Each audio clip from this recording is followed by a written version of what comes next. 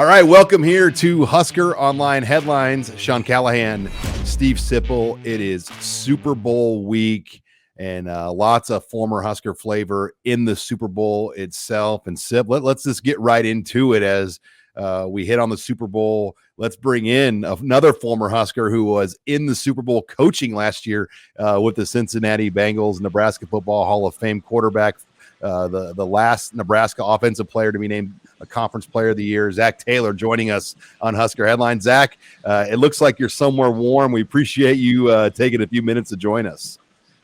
I am. I'm down here in Florida, trying to enjoy a little bit of vacation. It's a little cold up in Ohio right now, so it's nice to get away. But Sarah and I are down here enjoying a trip. Well, Zach, let's first talk about just Nebraska with you, because you've been away now. It's hard to believe it's almost 20 years now, but there's something about Nebraska I think that still is important to you. Last year you spoke to the women's basketball team in Indianapolis during the NFL Combine. I saw you down on the sidelines in Ann Arbor when Nebraska played in Michigan this year. There's just something about this place, even close to 20 years later, that still sticks with you today. There's no doubt. And it was a special place to be, even though I was only there for 2 years. There's a time as I started my career in coaching where you kind of get away from it a little bit. But now that I got two boys that are 12 and 10, they're right in the thick of Husker athletics, and they love it all. We watch all the basketball games, and to be able to take them up to that Michigan-Nebraska game was a lot of fun for me. So we're right back in the thick of it and following everything that those athletic teams do right now. So those boys are Husker fans, Zach? They're big Husker fans. They went to the OU-Nebraska game in Norman last year, 2 years ago, with my parents. And then this year it didn't quite work out to get to the game up in Lincoln. So they have not been to a game in Lincoln. They went to the stadium 2 years ago in the summer. We took them up there. But then they got to go to that Nebraska-Michigan game this year, which is fun. Well, we'll wind back to the Huskers. I want to ask you a few things about the NFL. I mean, you're 4 years now as an NFL head coach, four years in. Do you now, Zach, begin to feel a different level of comfort in your position? I mean, naturally than you would have in I think it was February of 2019 when you took that job. I do. I think every year feels like 4 years, in a sense. We play so many games, so many preseason games, so many regular season games. We've had 2 long playoff runs now. So it does feel like we've all come a long way, just as a staff in general. We've all worked together. I've lost very few coaches over these last couple of years. We've had a lot of continuity there, a lot of the same faces on the team. So, yeah, we feel like we've all learned from our experience, and there's still a long ways to go, too. I know in 5-10 years from now, the things I'll learn I never could have imagined. So it's fun gaining that experience and being able to learn from it. Zach, speak to your relationship with Joe Burrow. He didn't play at Nebraska, but everyone around him did, and you played at Nebraska. So I'm sure just between the Burrow family, you played with Dan. I mean, you've got just a connection with him. And when you have a quarterback like Joe, I'm sure it makes your job a lot more fun. It does. Joe's a special person, special player, makes your job feel a lot easier at times because he can just execute at such a high level. And he's so much fun to coach because he's coachable. He doesn't feel like he's got all the answers. He wants to hear what you have to say. And I miss Joe and I miss Jamie and Dan. I just miss those guys as I transferred in. I think Dan was the one right in front of me, but I've got to know that family, just through being at games. And so it's a really special family. Zach, I mean, you're a quarterback. I mean, now you're leading that organization. How much personal responsibility do you feel to keep pushing Joe Burrow to improve? I mean, this is a very talented guy, but he surely has room to improve, right? And how much of that do you take on? Well, when you've got great players, there's great expectations, and that's why you're in this profession. You want that. You don't want there to be low expectations and no one expecting anything of you. And so part of that is making sure that the team improves every year. And Joe's a big leader on the team, and he takes that upon himself as well. And so just navigating those waters with him and with a lot of the other captains we have, it's Joe doesn't have a lot of weaknesses. He's constantly improving. If he does, over the course of a game or two, he quickly corrects them, and he's really good at identifying that and selfless that way. And he usually ends the season playing at a really high level as he learns over the course of the season things that we got to improve on as a unit. Well, you've got some former Huskers as well on your roster. Obviously, Stanley Morgan, but Cam Taylor-Britt came in as a rookie, second-round draft pick. I mean, correct me if I'm wrong, Zach. By season's end, he was playing as well as any corner out there. He just some of the plays he made for you. What is the buzz on Cam Taylor-Britt and kind of his future in the NFL after this season? Yeah, he had kind of an abdominal injury in training camp, and didn't get to play in any preseason games. So he was having a good training camp. We're excited about him. He missed all 3 preseason games. I think he missed the first 6 weeks of the season as he started the season kind of on IR there. So that was a challenge to miss all that time as a rookie, and then for him to jump in and play the way he did. Really, his appearance on the field coincided with us losing a starting corner, Cheeto Awuzie, to an ACL, and so he was thrust into that role, and it got better every single week. And was really excited about the future for Cam. Was there something you saw in particular at Nebraska that indicated he would be able to handle it immediately? I mean, I guess you take him in the second round. That's what you're expecting, right? He's really passionate about the game. You can see that. He's got tremendous athleticism, really good ball skills. I mean, just you can see that on the tape from Nebraska. We saw that in training camp. Just in DB drills, you can see he's kind of got receiver-type ball skills, really good awareness. Yeah. Some guys, even in this league, don't track the ball down the field well at all. He's got a knack for that. He only had 1 pick this year, but I think that number will really improve as the years go by. But really competitive. One of our most competitive practice players, always locked in, and I really enjoy being around his personality. We're talking with former Husker quarterback and now Cincinnati Bengals head coach Zach Taylor here on Husker Online Headlines. Zach, it is the Super Bowl this weekend. A lot of Nebraska fans have reasons to watch. But I'm intrigued on your thoughts on Ndamukong Suh because you played with him at Nebraska. You coached him in Miami. I believe you coached him in LA. Now you'll watch him playing in the Super Bowl. Just speak to his career and what he's accomplished to this point. And I know the debate gets thrown around. Is he a first ballot Hall of Fame type guy? I mean, what are your thoughts on Ndamukong Suh? Incredibly durable. I think that's what's fascinating about his career is his missed time. He might not have any. I'm not sure about these last 2 years, but there for a while, he had played about every game he's ever dressed up in. And so that's incredible at that point. Does a great job taking care of his body. His work ethic's tremendous. And he really ramps it up. Once you get to this point in the year, that's where you see the best of him, later in the year, because he does such a good job taking care of his body. And he does a really good job making a lot of plays in the playoffs. I remember that. He kind of was a big part of us winning the Saints game and the NFC Championship game a couple years ago to get the Super Bowl. Made some big plays there. Made some great plays for Tampa in their Super Bowl run. And, I haven't watched a lot of Philly's defense, but I would imagine he's playing at a high level for them as well. What do you remember about him at Nebraska? You were a veteran quarterback, 05, 06, coming from Butler, and he was just a young guy. He didn't play in 05, then came onto the scene a little bit in 06. Do you have anything that you would tell people that stands out about him? I remember him being relatively quiet. We also had some really good defensive lines the 2 years I was there. If you think about all those guys we had, all those guys. And so, he was more of a role player, I think, my senior year. And then you really saw him turn it on those years after that with Bo. And what an incredible career. You guys saw a lot more of it than I did. I remember watching that Texas game in the Big 12 championship, and just a defensive tackle to take over a game like that, it does not happen. And, he's just a special player. I'm curious, Zach, you're a guy that played at Nebraska. Your dad played at Oklahoma. What's your dad's thoughts on Oklahoma going to the SEC? What's the buzz in Norman, where you're from? Because a lot has changed. You were a Big 12 quarterback. Now Nebraska's in the Big 10. Your dad was a Big 8 guy, and now he's an SEC guy. I still consider myself a Big 8 guy, really, deep down in my heart. And it's unusual. I went through this at Texas A&M, when they were making the change the year before we left.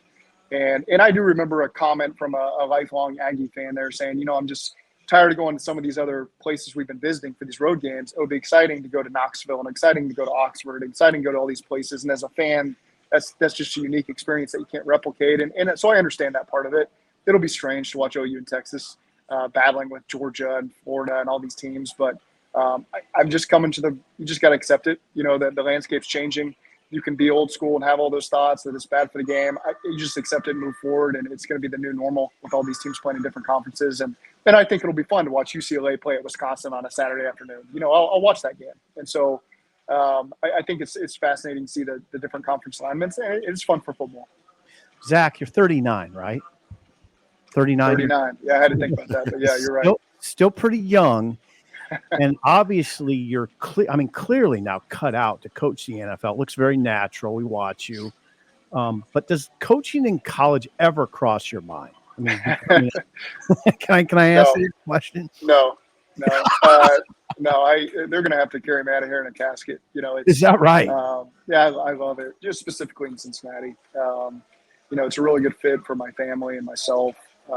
Just with myself and the other coaches and ownership and Duke Tobin and I can't ever imagine myself anywhere else. So yeah, they'll have to kick me out of here.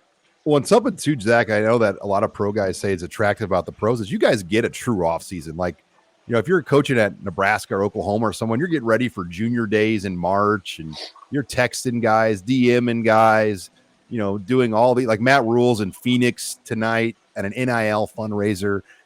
You're in Florida, you're going to work out in West Palm Beach and your wife's shopping and you're going to watch the Super Bowl and just relax. That's got to be attractive.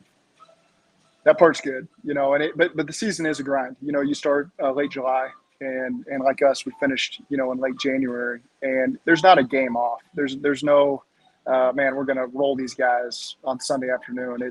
You might feel that way, but it never works out that way. And so, every team, you got to be ready. And so it's 17 of your toughest games you got to play, and then you got to ready for the playoffs. So I think the intensity level each week, for 6 months, it's pretty intense.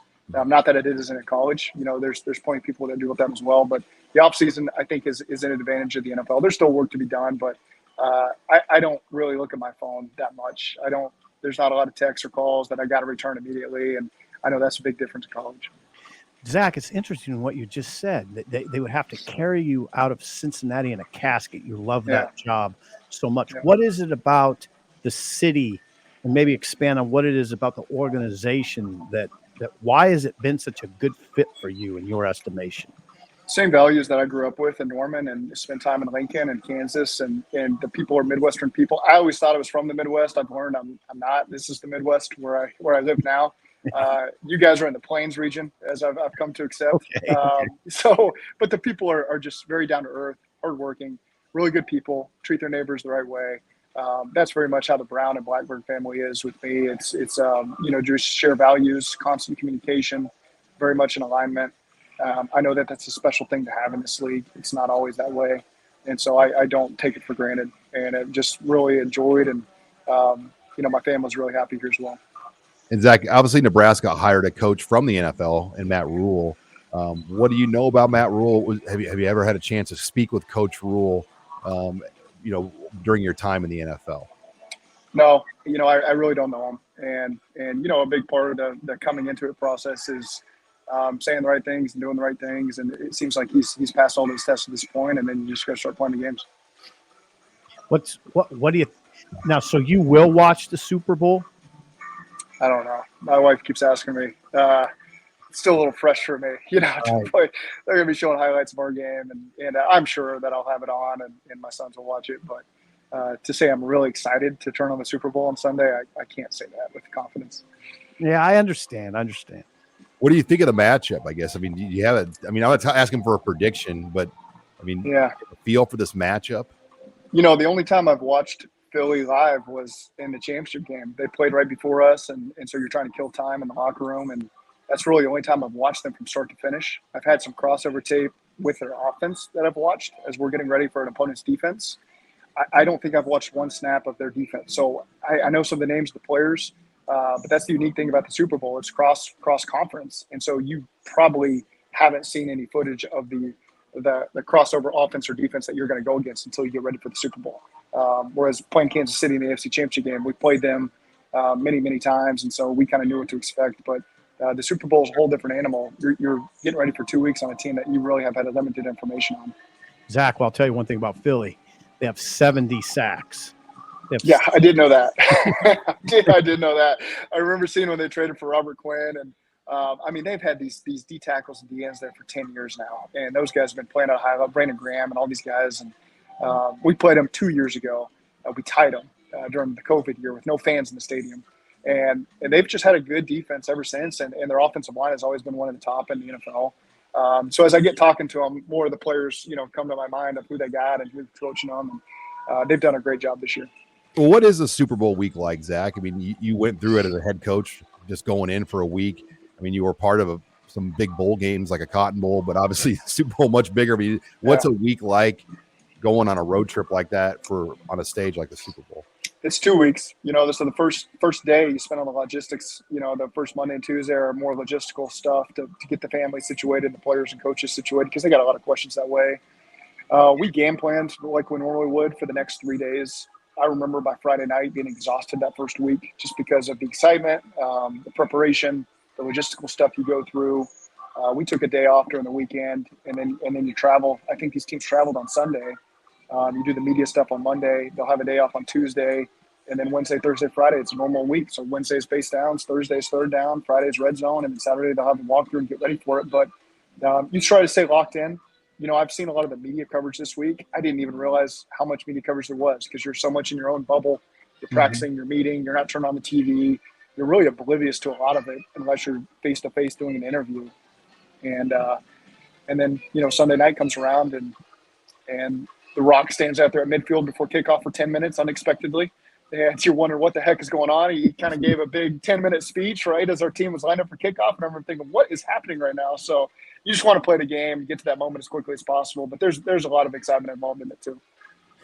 Zach, you kind of chuckled when we mentioned that Rule and Alberts had an NIL, name, image, and likeness function tonight in Phoenix. Have you contemplated that part of the new college football at all?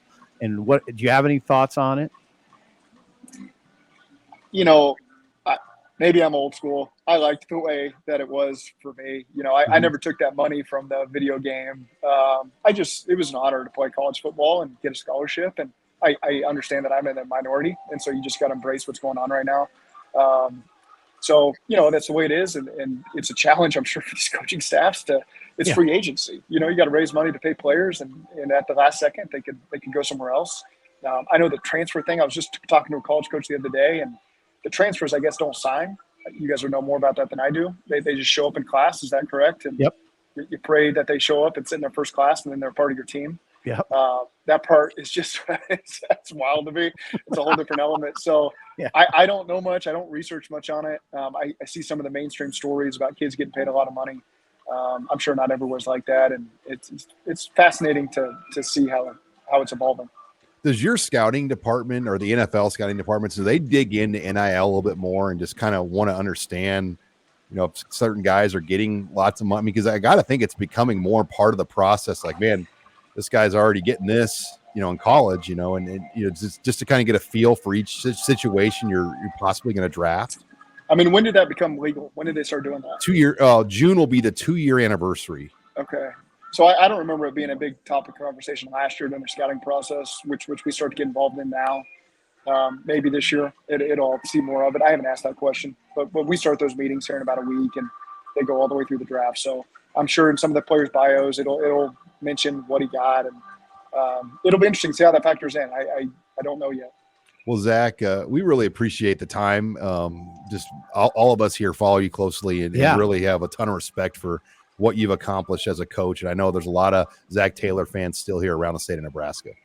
Well, I appreciate that. You guys were always fun to interact with, and I really cherished my time there. And the media was a big part of that. They always treated me fairly, I felt. And so I appreciate you guys having me on. All right, Zach, go have a good vacation. I will. Thanks, Zach. And appreciate Zach Taylor joining us, man. What a guy. Jeez. Like I always get asked, like, who is your favorite guy you've covered? And it's hard for me not to have Zach Taylor at the top of the list. And you see why. Yeah, you see why. With what he's accomplished. I mean, and the way he carries himself in the stage that he's on now. He's the same guy that he was when I called him down at Butler Community College when he got the offer from Bill. You called him. Yeah.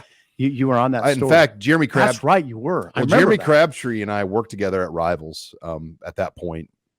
And Harrison Beck was looked to be the only quarterback they were going to take. Okay.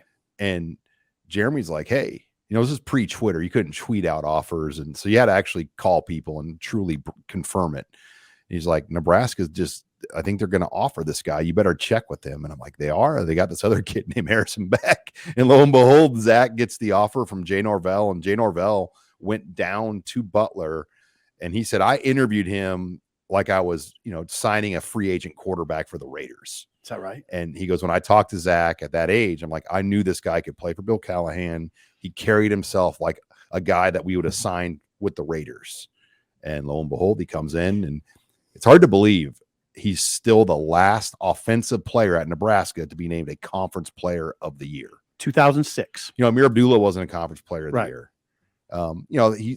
There's been, like, obviously Sue, Levante David. I don't think Levante David wasn't a conference player of the year even on defense, but Zach Taylor and Sue were in the same recruiting class, and they were both conference players of the year. 2005. And then Sue was 09. Okay. Now, I thought the quote of the player of the year, sorry. Yeah, I thought the quote of the interview with Zach was they'd have to carry him out of Cincinnati in a casket. He loves it there. I mean, he's really found a spot.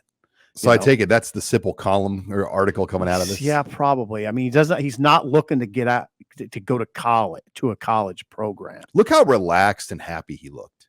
That says a lot. I mean, just think about, like, okay, Matt Rule, Wednesday night. And Matt Rule loves this stuff, but he was in Omaha speaking to over 100 high school football coaches, and he had to duck out to get on a plane Thursday morning to go to NIL fundraiser event Thursday night. Then you're organizing recruiting pieces, hiring people. I mean, there's a lot that goes into it but Rule likes it. It's just an individual decision. Preference. Basically. Yeah. Preference. Like, I think Rule wants to develop and mentor young men. Yeah. And Taylor really fits the pro model. Zach Taylor. Yeah. You have to be more of a player's kind of coach, I think, in the pro level. You can't be an old school gruff guy. I mean, the coaches now you see, a lot of them are more like a Zach Taylor. They're younger. Andy, what would you call Andy Reid an old school guy? He's got a good approach. But look at the Dolphins coach. Yeah, young guy. I mean, like he's a real young guy. Look at the Bills coach. Yeah, look at Sean. Pretty young. Yeah, pretty young. I mean, Sirianni, the Philadelphia coach, is a young guy. So I get what you're saying. Zach, and I'll tell you what else about Zach. You just interviewed him, Sean. You saw him, and how do you feel? You kind of feel jacked up and if you're a player, you probably want to play for Zach because of the way he treats you, because of all these qualities that you're talking about. My guess is you'd want to play for that guy, right? Like, he's not a yeller and screamer. No. But he's effective. Yeah. And in some ways, that's how Osborne was. He wasn't a yeller and screamer, but he was effective with how he connected to you. Yeah, because I think my guess is Zach is very respectful and fair. And if he gets on you, you know it's important. And you see him getting after the refs. He's got that zip in him. He's got that dog in him. But you got to survive in that league, and he's done more than survive. And now you mentioned he looks very happy. They're having a great vacation with his wife, but they just won the AFC, or they just finished second in the AFC. Now he's got a quarterback that he could have for 10 more years in Cincinnati. Would he be as quick to join us as if they had finished 9 games under 500? And would he have that look? I don't know. Maybe he would. After 2 years, he was on kind of a hot seat there. He absolutely was. It was rough at first. But the last 2 years have been fabulous. Lost in the AFC Championship game this year, went to the Super Bowl last year. He has a generational quarterback who's going to be around. And receivers. Jamar Chase, T. Higgins. They have Sean, think about it. He's in a great spot with Burrow. I mean, Burrow won't probably go anywhere, right? They're joined at the hip for a while, I would think. Yeah, right? if you get a quarterback like that, they stay there. Yeah. Well, and Joe's from Athens, Ohio. Right.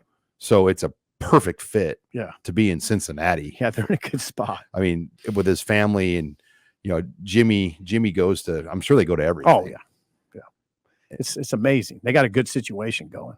Hence his smile. He looks great. He doesn't look worn down. You asked a great question though, Sean. That what's it like to get ready for that Super Bowl? And it was fascinating to hear him say it. You're in a bubble. You really don't notice all the media because you're so preparation oriented. You're just around your people. So the outside, not a huge factor necessarily. Well, and now you know why they give him 2 weeks. Yeah. Yeah. And because the first 2 days were just organizational logistics. I mean, think about it. Two days it takes to handle that stuff. Once you've heard Saban, because sometimes depending on how the calendar falls, the national championship game is always on that Monday, and there could be 8, 9, 10 days between games. Sometimes there can only be like 8 days. You might play Saturday, then flip around and play Monday. That's not a lot of time. No. And Saban has complained about that. And it's more like, oh, just shut up, Saban. Like, you're spoiled. You play in this game every year. But I get his point. I mean, if you're playing on that stage with the other obligations involved, because think how many coaches on your staff and their families and their players, they got to get tickets. They got to get hotels. Mhm. They got to like round up like transportation to bring everybody out there and It's a lot. get it all figured out. I mean, Yeah, and you heard Zach say by Friday of the first week of Super Bowl week, he was exhausted. Friday of the first week. Now, he still had another week to go, and he said he was exhausted on Friday. well, Zach, can you imagine how many people just reach out to you Yeah, well, yeah. for tickets or Yeah. and things like that? I mean, it'd be and Zach, what's funny about Zach, he changed his number finally in the last couple of years, but he was rolling with the same number that he had back at Butler Community College for like forever. Yeah, Zach. He's very, very approachable. Like, yeah, I mean, I don't mind saying this. We reached out to him for this interview, and he got back immediately and was like, "Oh yeah, I can definitely do that." And he texted this morning and said, "We don't have to keep this to 12 minutes. I got all day." I mean, he's incredibly affable. But what that speaks to is not any affinity for us necessarily. It's his affinity for Nebraska. No, it's affinity for Nebraska. He loves it. He loves Nebraska. He loved his time here. That's why he'll take that kind of time. I mean, before he got to Cincinnati and Scott Frost first got here, he was at LA as the receivers coach. And no, he was a quarterbacks coach the last year. And that's how he got this job, because he got Goff in position to get LA to the Super Bowl. He coached Goff. Goff was huge that year. I think that's how he got that job. But he was receivers coach at that point, I believe. He was Sean. He was a quarterbacks coach his last year at LA. He was the receivers coach the year before. Yeah, so when he was the receivers coach, I had talked to him and he was interested. He had interest to want to like at least talk to Scott Frost. Yeah, because Nebraska to work with him on the staff. But Frost brought everybody with him. It's water under the bridge. He had an OC. He had a quarterbacks coach. He had all those things already lined up. So it wasn't meant to be, but that's how much Nebraska meant to him. Yeah. Like that, it was on his mind. But when you get Joe Burrow, I think a lot changes because look at Tom Brady did for Belichick. Yeah. Look at Andy Reid, just having Mahomes. It's like solidified Andy Reid is one of the better coaches now of all time. Yep. It has. Well, Andy wasn't necessarily, I mean, he did it at Philly too. But yeah, your point is right. If you have a quarterback, it's a lot easier. Now, in Zach's case, it's a little different, nuanced discussion because look at the AFC and look at the quarterbacks in that. Look at the quarterbacks. He's got to deal with Mahomes and Allen for how many years, right? Yeah, and but he's got his. He's got his. He's got Burrow. But man, in the AFC, it's loaded up. And that's why that home field matters. Oh, God, yeah. I mean, to get that game in Arrowhead made the difference for the Chiefs. Pretty much. Just because it's extra nights in your own bed for Mahomes around your own treatments. I mean, just that time of the year to have all your own things with you. Yeah. For the week, it's a big difference. Oh, I agree. When you have to travel and leave and it's just a different deal. But all right, let's move on. Headline number 3. And we talked about this earlier this week, but I want to hit again on Brian Ferentz and the situation at Iowa. Got a reduced contract, $50,000 less per year with some metrics now in place, SIP.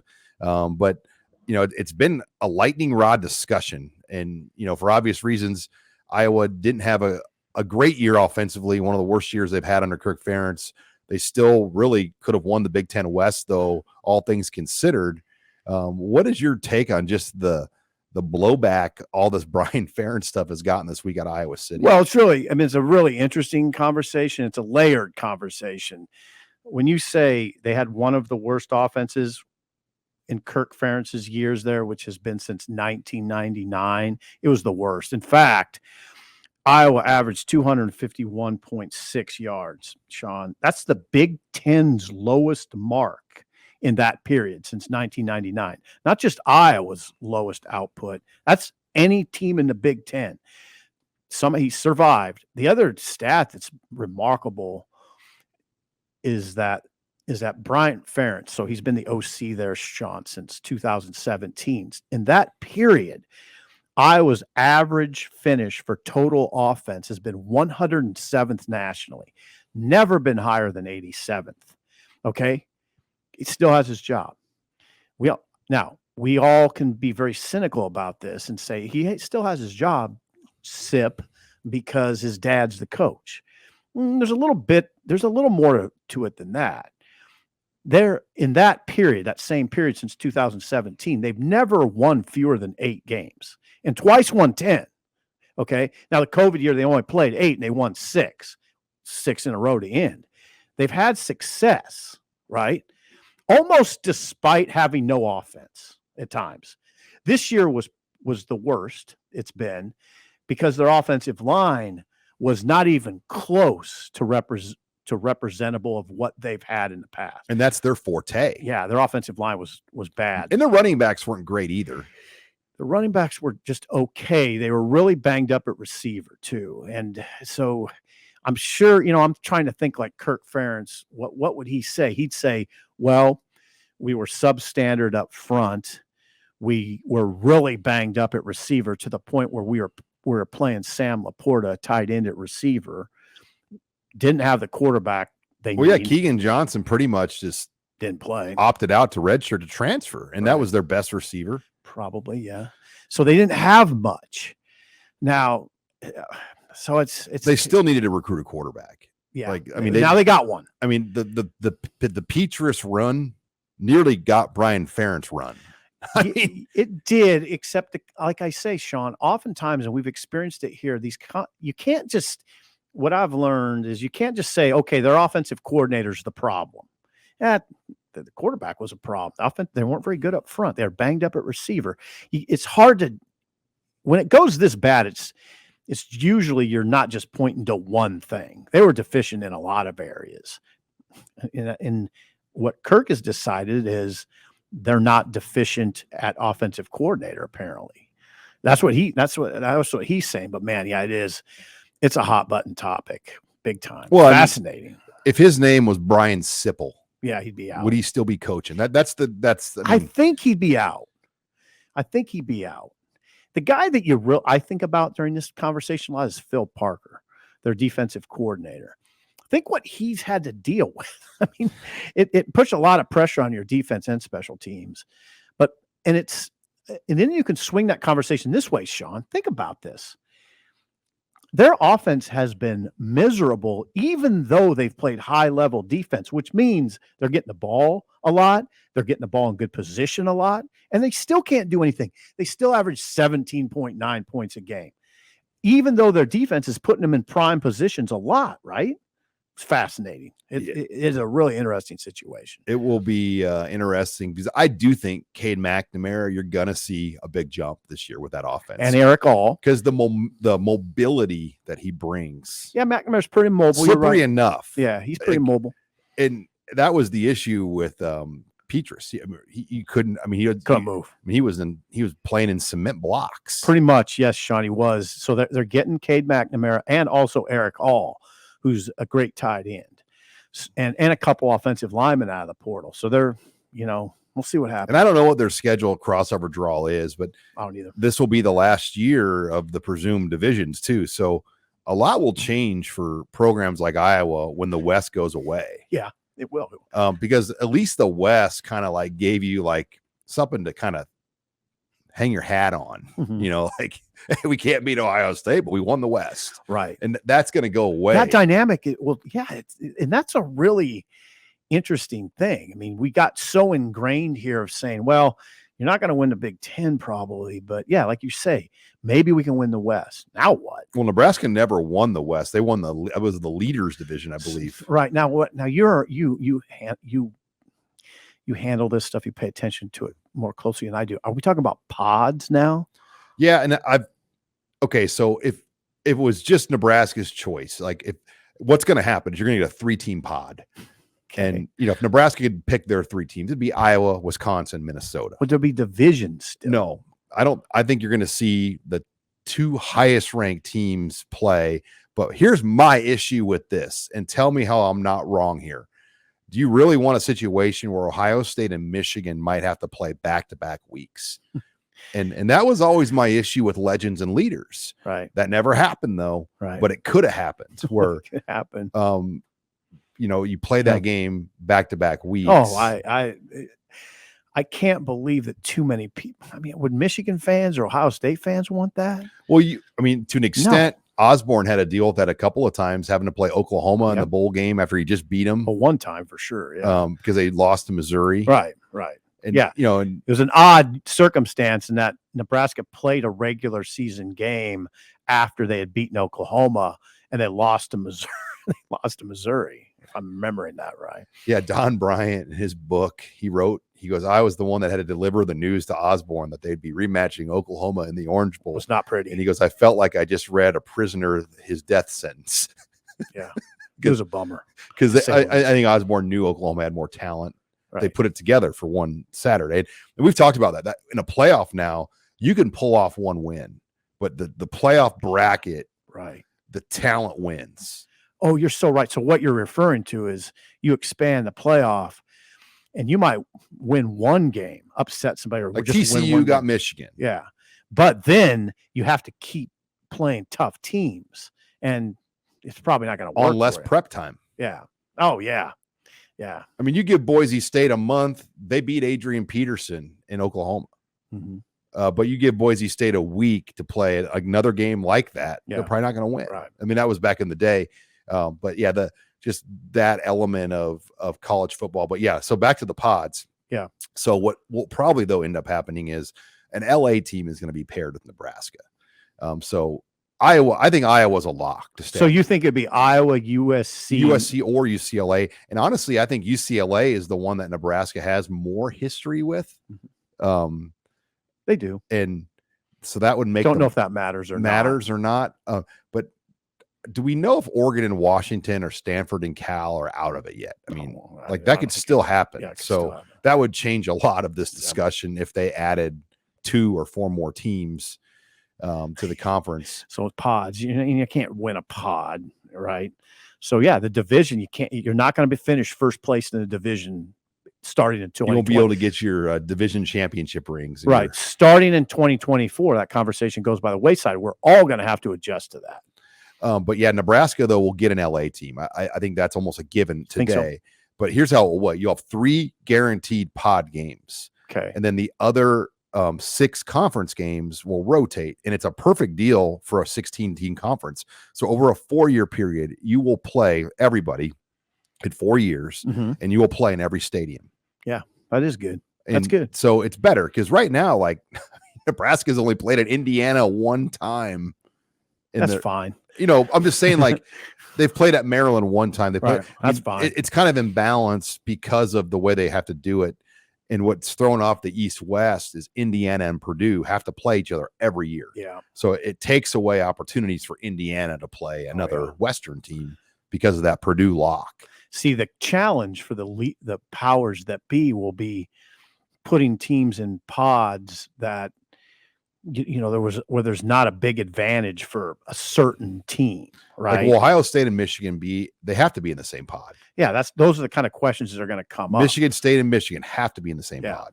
Yeah. No, I don't even want to go down that road because it could get that's a good July show. Yeah. That's a good. All right, let's move on to headline number 4. There's a big NIL event happening in Phoenix, Arizona. A lot going on in Phoenix. The Waste Management Open, which golf. That would be fun. Your co-host on the radio, Jake, would probably love to be down at that. Yeah, crazy. It's a party. It's like the biggest party golf event you'll see with the skybox holes. But then you have the Super Bowl, as we just talked to Zach Taylor going on in Phoenix. But tonight, Matt Rule, Trev Alberts will be at the 1890 NIL fundraiser event held at the home of a prominent Husker booster in Scottsdale. And that will be interesting because there will be some buzz. About 100 people or so will be there, is our understanding, give or take. And it's an invite only. I had some people reach out to me. How do you get a ticket for the event? Like, well, you write a check for about $1 million. I guess you call it an event. It's fascinating. It's a private party. The reason we bring it up is because this is the world now. Now you have the AD and the head coach, shaking hands with the most prominent boosters. And this is all about getting players the kind of money that you need to compete with Ohio State, and I don't think Nebraska is going to get to that level, or even maybe not even want to get to that level where they're what did Ryan Day say? It's going to take $13 million to keep our roster together. He did say that at one point. Nebraska may not have to go that high, but I could see Nebraska in the future, Sean, every year having $5, $6, $7 million ready for players, Well, I think there's going to have to be a point where there's a baseline number that every guy gets. And then sticky, doesn't it? Then there's guys that are going to be on more specialty signed deals. Yeah, I don't want to go down that road. Yeah, once again, that's a good July show. But the big thing is there's a pretty big event. It would be interesting to be a fly on the wall at this event in Phoenix tonight. And Dominic could attend if he wanted to. Yeah, I don't know if he is or not. I don't know that. He definitely could because he's an alum, right? Former player, yeah. He can go. Now his kid can't go. No, Dylan can't go, but Dominic could attend something like that technically. Yeah, I know there's an invite. Let's put it that way. And so and we don't know. The party hasn't happened yet, so right. It will be just what comes out of that. A lot of momentum. Oh, I don't know what comes out of it. It's a good chance for some well-heeled donors to meet Trev and Matt together. They're going to be together, and that's good. That picture alone is sort of interesting too. Well, then on a lesser NIL storyline this week, we did see the baseball program sign a deal with work a partnership with 1890, the 1890 Initiative Collective, and big. That's big because baseball is a non-rev sport, right? There's probably less than 8 programs that make a rev in baseball. So, to see, and my understanding, I think the simple goal for baseball NIL is, you have, was it 11.6 scholarships? About that, yeah. So a lot of guys are on partials. You might have 25, 30 guys on partials. The goal is to get enough raised money to put those 25, 30 guys on full. Mm-hmm. That's a good deal. So that's a reasonable expectation for NIL baseball. It is. Now, the natural question is how many other Big Ten programs, baseball programs, have this? Hard to know that. None. I will say none. Would you say none? Yes. Or would you say that I with would confidence? Fairly confidently say none, because it's just not as important anywhere else. Simple. You go to these baseball games, they look like they're being played at Morton Park in South Omaha. Some of them. Some. You're right. Any of my South Omaha, we used to play some games at Morton Park. Some of them do. Now, Purdue has a very nice stadium. Yes, I know. There's some that it's gotten better, but like Northwestern didn't have lights. Jeez Louise. Anyway, and then now the other thing we should mention is 1890 is also, they're continuing to expand sports. They aren't involved with Nebraska men's basketball, but they're getting involved now, to the great delight of Amy Williams, with women's basketball. So that is an expansion that's going to be probably announced in coming days, according to my sources. And then women's bowling is going to benefit. There's a deal. There's going to be a deal in place for the women's bowlers. So NIL through 1890 is expanding. Well, and there are sports like that have a lot of foreign athletes. They can't benefit off NIL. So like if you're on the tennis team, or if you're, I'm trying to gymnast. There's people from all over the world. They can't make NIL money. So because the labor laws. If you're on a student visa, okay. Gotcha. You can't pay. Yeah. Like one of the players on the team from another country, I think, was like trying to raise a stink. I'm like, I want to be able to, we should go and raise, this is like a federal law. Like no college student anywhere in the United States can technically get deported, earn money, because who are you paying the taxes to? Yeah, right. If you're not a citizen. Yeah. So that was interesting. But why is basketball kind of its own animal? What is it just because it's such a different thing with NIL? You think that they have to kind of operate a little bit on their own? I don't know exactly the dynamics there. You'd have to probably trace it back to when the previous collective, ABM, started up. They worked with basketball at the beginning. The very beginning. And then that tailed off, and I just think it branched into its own entity, the basketball collective. And then Ralph Kastner, a Nebraska businessman, prominent, took it over. Now Ralph is the Kastner family is a huge Nebraska basketball boosters. I think he was glad to do it, and that gave them their own separate entity. And I think that makes sense. But I will say Ralph Kastner, Matt Davis, and they do work together a lot. I mean, they do. So it is its own entity, the Husker Basketball Collective, but they do work with 18. And the basketball, I mean, and you could speak on this too, like the group of the boosters that really are big basketball people, a lot of them are not as necessarily as big with football. I don't know that. I mean, there are guys that always are down there courtside. They're front and center around that basketball pro. I think there's a group of people that are always that are more with the basketball. Then you've got obviously kind of your A-list people that are more with the football. Yeah. People. Actually, I'm not as familiar with that dynamic as you are, Sean. All right. Well, let's move on. Headline 5, Super Bowl in Phoenix. Yeah. Former Husker flavor, Cam Taylor-Britt, not in the Super Bowl. What am I thinking? Cincinnati. Right. I'm thinking Zach Taylor Sean, here. Easy. Jack Stahl and Ndamukong Suh. Cam Jurgens in the Super Bowl. And then DiCaprio Booth, I'm not sure he'll be on the active roster, but he's with the Chiefs. So you'll have 4 Huskers in the game, potentially. That is the second most in history for Nebraska and players in the Super Bowl. That's great. And I like the matchup. It doesn't seem to be generating a lot of buzz. I'm really interested in it from the standpoint of, like we were telling Zach, Zach knew, but Philly's got 70 sacks on the year. How's that Chiefs offensive line going to hold up? How is that quarterback Mahomes? Is he moving around okay on a high ankle sprain? He can't be 100%. I like Philly to. I'm sorry, Sean. I hate to say it. I know you're a Chiefs fan, but I really like Philly to win the game. I just think they're ferocious. That's a ferocious defense. People act like Kansas City's this like massive underdog. It's a 1.5 point spread. I mean, like who's acting like? I just like when you pick the Chiefs, you're like, like I'm like I'm picking like this major upset. Right. I mean, I'm picking Mahomes and Andy Reid. I'm a fan, but they've been there. This is their 3rd Super Bowl they played in together. Yeah, Chiefs got pass rush too. Yeah, Chris Jones, and who's one of the best linemen I've seen in a while. If healthy, Kelsey and Mahomes are maybe the 2 best players on the field.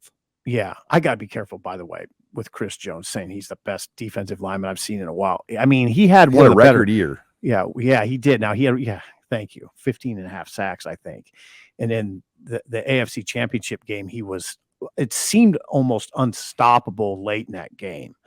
It was an eye opener. So he'll cause problems. And I talked about it on our radio show with Robin and Abby. That matchup against Lane Johnson, who's had an abductor groin injury, watch that early. I think they'll put Chris Jones right on Lane Johnson. And then Lane Johnson's got to prove himself early that he can hold up.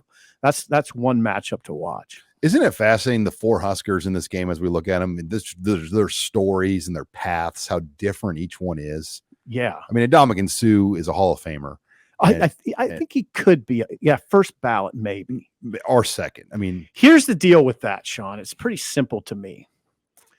He made the all-decade team of the 2010s, which is an NFL Pro Football Hall of Fame.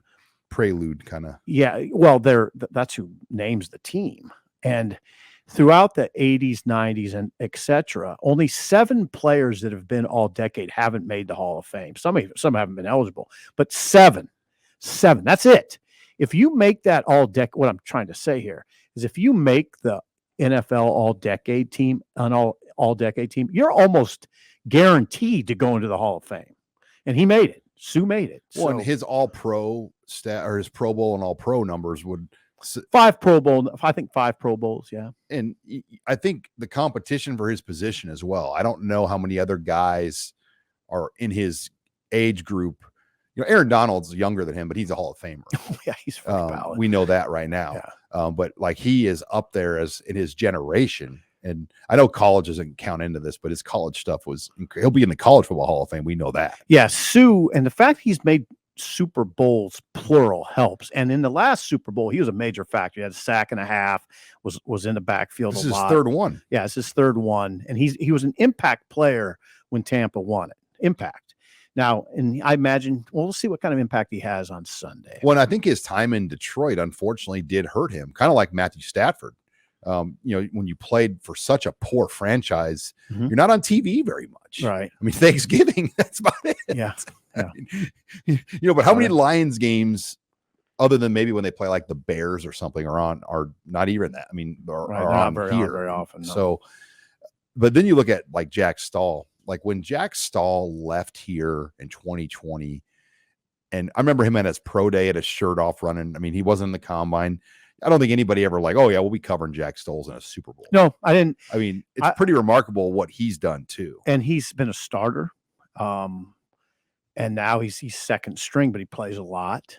So no, Sean, I got to tell you, I didn't see it coming. I hope he's not listening. I did not see that coming. And we were just wrong. Now, Cam Jurgens, on the other hand, not surprised. Like if I were like rank the tight ends at Nebraska, Austin Allen, Travis Vokolek, Jack Stahl, just on college play, you'd probably have Jack Stahl third. Yep.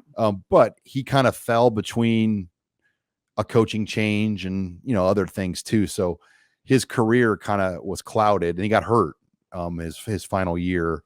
I always thought he should have been a captain of the 2020 team as well. And he wasn't. I mean, he was a leader in the program and then got hurt in that 2020 season, but happy for Jack and what he's doing. Cam Jurgens, on the other hand, not surprised. He's in the NFL, but again, another one of these stories where it's going to be a guy that his pro career is going to be far better than what he did at Nebraska. And that you think so? What did he do at Nebraska? I mean, like as far as recognition, you're right. He didn't get any recognition. I mean, it was all, and it just that's the part that stings. Is like, man, this guy could go on to be like a high level NFL center for a long time. Kind of like remember Carl Nix? His career ended on injury, but he hardly did anything at Nebraska, and then he went on to become the highest paid guard in the NFL. Yeah, at one point he was, and he was a junior college transfer, so he wasn't, in the program for 5 years.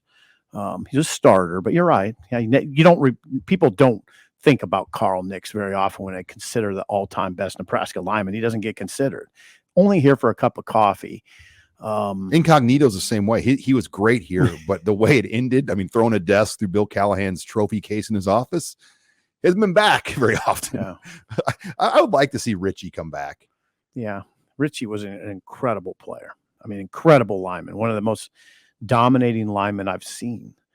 We got to get Richie on this show once. We could pull it off. Yeah, well, that's not a bad idea. It's not a bad idea. We'll try that. And then DiCaprio Boodle, Kansas City. Just a guy that's hung on. I don't know when he left here. I'm like, this guy will be a pro, like a long pro, but he's made the most of it. And he's always been fast. I'll never forget first time I met DiCaprio Boodle. I was in Doral City Park in Miami at a satellite camp. And there were like 1,000 kids there. And you go to a camp in Miami and you see the speed and talent there. He ran the fastest 40 out of 1,000 kids. Oh boy. And Doral City Park. Yeah. That gets your attention. So he's a very fast technician. That's a good combination. Doesn't have a lot of size, but he's a gamer and he's a technician and he can fly. That might get you in the NFL. I'll never forget that camp too. Like buses of kids just kept showing up. And I mean, there's more kids coming and there were college coaches working the camp in the middle of a city park in Miami.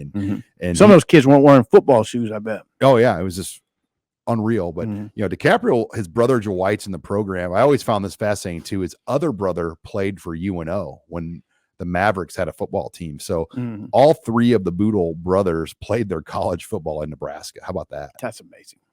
From Miami. Yeah. All right. So you got the Eagles. I got the Chiefs. I definitively have the Eagles. What are we betting? We can bet a pizza or something like that. We don't need a bet straight up money. Wings. So how about some wings? Wings sounds We'll good. get wings up here. Okay. And we'll do it. And maybe Tanner's will do it for us. Yeah, just straight up. Not even giving you any points. Just straight up. Order a wings for the winner. Okay. All that right. Sounds great, Sean. Well, thank you to Zach Taylor. What a pleasure to be joined by Zach here on Husker Online Headlines. First class. Great show, Sip. We'll be back. Make sure you are on HuskerOnline.com. We've got a great special, $29.99. Get you access to the site until August 31st. We'll have all the coverage this weekend as well of Husker basketball, and tons of in-state recruiting coverage coming as well. And thanks again to our producer on the back end, Megan Guntner. For Husker Online, I'm Sean Callahan.